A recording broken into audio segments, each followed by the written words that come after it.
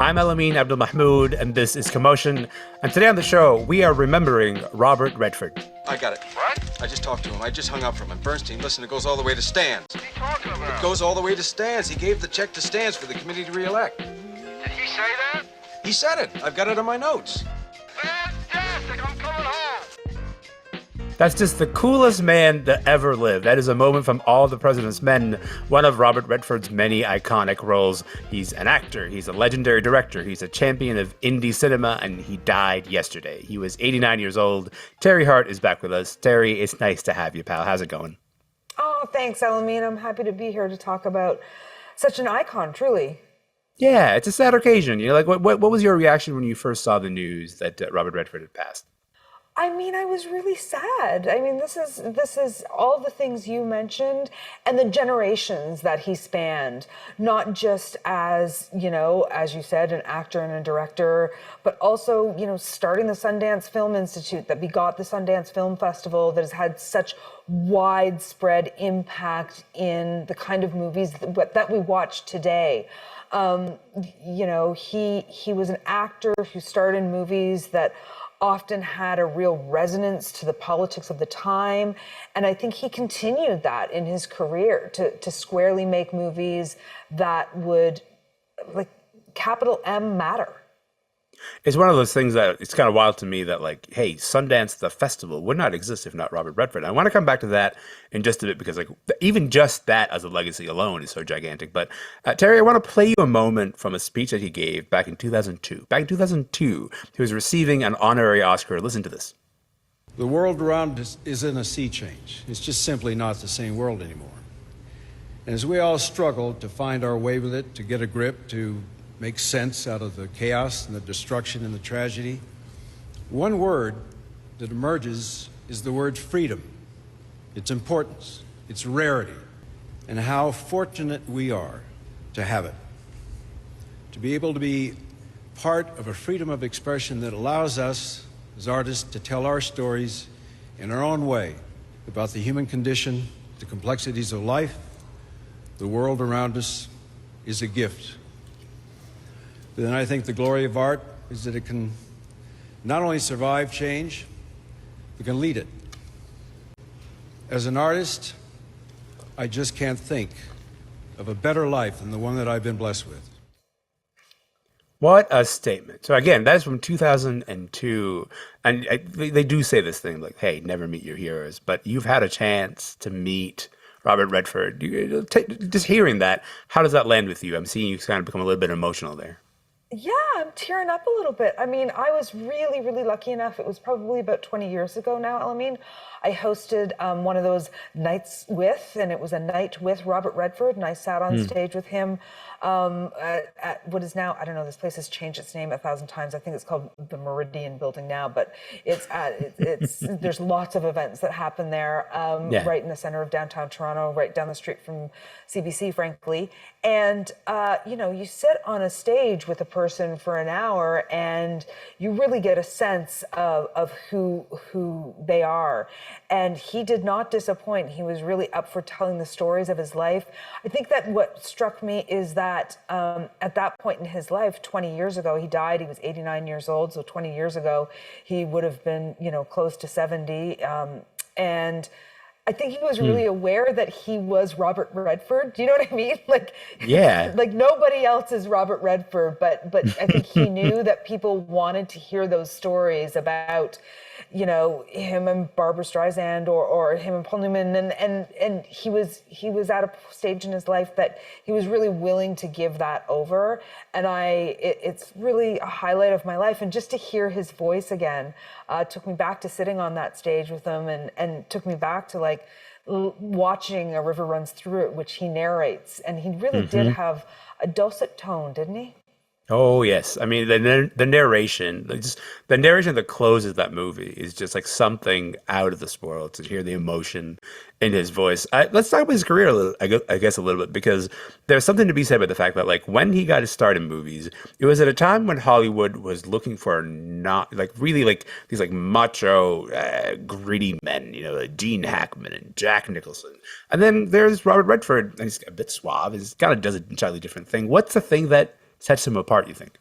Yeah, I don't have to correct you very often, sir, but when you say a bit suave, I think you're wrong. I That's true. That's a good mean, point. Yeah. that man was capital S suave and capital Yeah. H handsome. I mean, Hmm. he was a dreamboat. I don't know if that is, what they said of the time, but I'm going to say it. He was ridiculously handsome. Let's just say that. So I think that Yeah. he came into Hollywood after doing television for many years. And there's a slight criticism out there that he didn't have a lot of a lot of range as an actor, but I would say that what he did know is he knew the kinds of roles that people wanted to see him in. And I think that takes a special kind of performer in and of itself. And to be Yes. able to consistently deliver what people want of you, what they expect of you, is something that is like absolutely, wouldn't we all want to have that? Oh, I'm going to deliver what somebody wants of me. What a talent. Yeah, the idea of like knowing exactly how to operate in the world so that people respond to you in that way, like that is a special kind of gift. And you see so many Robert Redfords now on screen, and you kind of go, "Oh, this didn't exist before he did the thing that he does."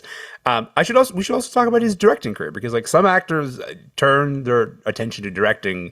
He was so self assured as a director that it kind of felt like he was a director who maybe got his start in acting. What's the thing that you think made him have such a strong, significant directorial voice? I think that just like those roles that he took on as an actor, I think the movies that he wanted to make as a director meant something. I think that they had a political resonance. I think that they had an emotional heartbeat to them that was unique to him.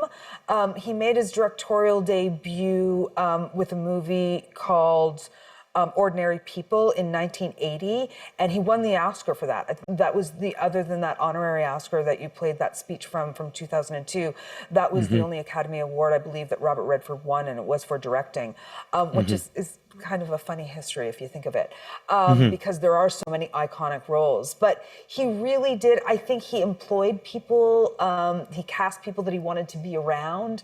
I think the casting of Brad Pitt in A River Runs Through It goes down in history as one of the most inspired choices Yeah. for that character.